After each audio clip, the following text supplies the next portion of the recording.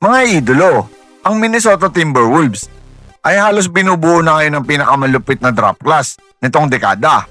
Isipin mo to, pick number 1, Anthony Edwards. Pick number 3, LaMelo Ball. Pick number 18, Josh Green. At pick number 28, Jaden McDaniels. Lahat sila galing sa iisang draft class, ang legendary 2020 draft. Pero ang tanong mga idolo, sapat na ba ang apat na ito para sa unang championship sa kasaysayan ng Minnesota?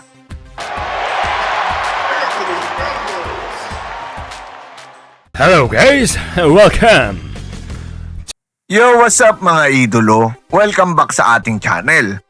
Kung akala ninyo tapos na ang off-season, nagkakamali kayo dahil ang Minnesota Timberwolves ay gumawa ng isa na namang blockbuster move na posibleng magbago ng landscape ng Western Conference. At ang pinaka-interesting dito, hindi lang basta sila nagdagdag ng star. Parang binuo nila ang Avengers ng 2020 NBA draft. At kung iisipin ninyo, noong draft night ng 2020, walang makakapagsabi na darating ang panahon na apat sa pinakamagagandang picks ng draft class na iyon ay magsasama-sama sa iisang team. Pero bago natin pag-usapan kung paano makakatulong sina LaMelo Ball at Josh Green sa Wolves, balikan muna natin kung bakit espesyal ang draft class na ito. Noong 2020, isa ito sa pinaka-underrated na NBA draft sa history. Marami ang nagsabi noon na wala itong generational superstar. Hindi ito katulad ng 2003 ni LeBron. Hindi rin katulad ng 2018 ni Luka at Trae Young. Pero habang tumatagal, unti-unting pinatunayan ng draft class na ito na isa sila sa pinakamalalim na draft classes nitong dekada. Naglabasan sina Tyrese Haliburton, Tyrese Maxey, Desmond Bane, Isaiah Stewart, Emmanuel Quickley, Saddiq Bey, at syempre Anthony Edwards, LaMelo Ball, Jaden McDaniel at Josh Green. Ngayon, tatlo sa pinakamahalagang pangalan ng draft class na iyon ay nasa Minnesota na. At ang isa sa pinakamagaling na two-way wings ng draft class na iyon ay kasama rin nila. Hindi ito coincident. Ito ay malinaw na direksyon ng front office. Pag-usapan natin mga idolo, ang face of the franchise na si Anthony Edwards. Simulan natin sa number 1 pick. Kung noong rookie year niya ay may mga nagdududa pa, ngayon, halos lahat ay naniniwalang isa na siya sa future faces ng NBA. Explosive scorer, elite athlete, fearless sa clutch, may confidence na bihirang makita. Hindi siya natatakot sa kahit sinong kalaban. LeBron, Durant, Jokic, walang pakialam si Ant-Man. At iyon ang dahilan kung bakit siya naging franchise player ng Timberwolves. Pero kahit gaano kagaling si Anthony Edwards, may isa siyang malaking problema nitong mga nakaraang playoffs. Masyado siyang napapagod. Kapag doble ang depensa, napipilitan siyang gumawa ng impossible shots. At doon pumapasok ang bagong acquisition ng Wolves. Pero bago natin pag-usapan iyon, may isa pang player na tahimik lang pero napakahalaga sa success ng Minnesota ngayon. At pag-usapan din natin ang the silent killer na si Jaden McDaniels. Kung si Anthony Edwards ang puso ng team, si Jaden McDaniels naman ang defensive backbone. Hindi siya laging laman ng highlights. Hindi siya palagi nasa sports center. Pero tanungin ninyo ang kahit sinong NBA coach, napakahirap kalabanin ni Jaden. Kaya niyang bantayan ng point guard. Kaya niyang bantayan ng shooting guard, small forward, power forward, minsan pati centers. Isa siya sa pinaka-versatile defender sa buong NBA ngayon. At dahil sa kanya, mas nagiging agresibo ang depensa ng Wolves. Pero kahit elite ang depensa, may kulang pa rin ang Minnesota. Isang tunay na playmaker.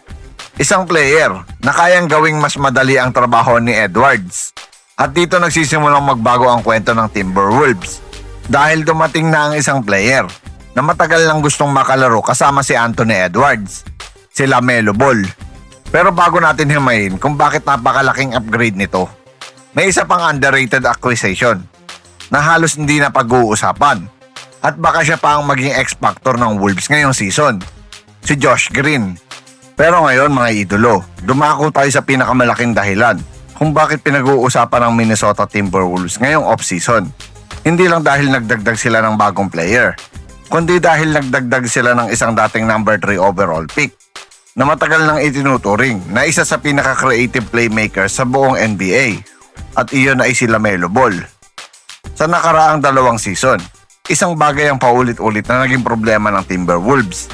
Kapag pinipigilan si Anthony Edwards, parang bumabagal ang buong opensa. Oo, may mga magagaling silang scorer, may mga shooters, may mga defenders, pero kulang sila ng isang floor general na kayang kontrolin ang buong laro. Isang player na hindi lang iniisip ang sarili niyang puntos, kundi iniisip kung paano mapapadali ang laro ng lahat ng kasama niya. At iyon mismo ang specialty ni LaMelo Ball. Isa siyang natural born passer. Isa sa mga point guard na kaya makakita ng passing lane na hindi nakikita ng ibang tao. Madalas, bago pa makatakbo ang kakampi, naipasa na niya ang bola. Hindi siya basta point guard lang. Isa siyang player na nagpapabilis ng pace ng buong team. Isipin niyo to mga idolo, pass break, nakakuha ng rebound si Rudy Gobert, ibibigay kay LaMelo Ball. Hindi pa man nakakatawid sa half court. Nakikita na niya si Anthony Edwards na tumatakbo sa kaliwa. Isang baseball pass, catch, tomahawk dunk, mga idolo. 2 segundo lang ang lumipas, highlight agad yun. Ganito ang klase ng basketball na gustong laruin ni LaMelo. Pass, creative, exciting, at ito rin ang klase ng basketball na swak sa athleticism ni Anthony Edwards. Isa pang malaking advantage nito, hindi na kailangan si Anthony Edwards ang laging magdala ng bola. Sa mga nakaraang playoffs, halos bawat possession, siya ang gumagawa ng play. Siya ang scorer. Siya ang decision maker. Siya ang nagsiset ng opensa. Masyado nakakapagod dito mga idolo. Ngayon, kapag nasa court si LaMelo, pwede nang maglaro si Antang mas malaya. Pwede siyang gumalaw ng walang bola. Pwede siyang umatake habang gumagalaw. At mas mahirap depensahan ng ganitong klase ng player. Kapag hindi nahawak ni Anthony Edwards ang bola sa bawat possession, mas lalo kung magiging explosive ang laro niya. Pero syempre, hindi rin perpekto si LaMelo Ball. Alam nating lahat ang naging problema niya nitong mga nakakaraang taon. Injuries. Paulit-ulit siyang nagkakaroon ng ankle injuries. May mga season na halos kalahati lang ng games ang kanyang nalalaro. At ito ang pinakamalaking tanong ngayon. Kung magiging healthy pa siya. Dahil kapag healthy si LaMelo, all-star level player talaga siya. Pero kapag hindi, mahihirapan pa rin ang Wolves na maabot ang pinakamataas na level. Kaya malaking parte ng season ng Minnesota ang health ni LaMelo Ball. At habang halos lahat ay nakatingin kay LaMelo, may isang player na posibleng maging tahimik na bayani ng Timberwolves. At iyon ay si Josh Green. Hindi siya superstar, hindi siya all-star. Pero alam ninyo kung bakit gusto siya ng maraming contenders? Dahil ginagawa niya ang mga bagay na hindi laging lumalabas sa box score.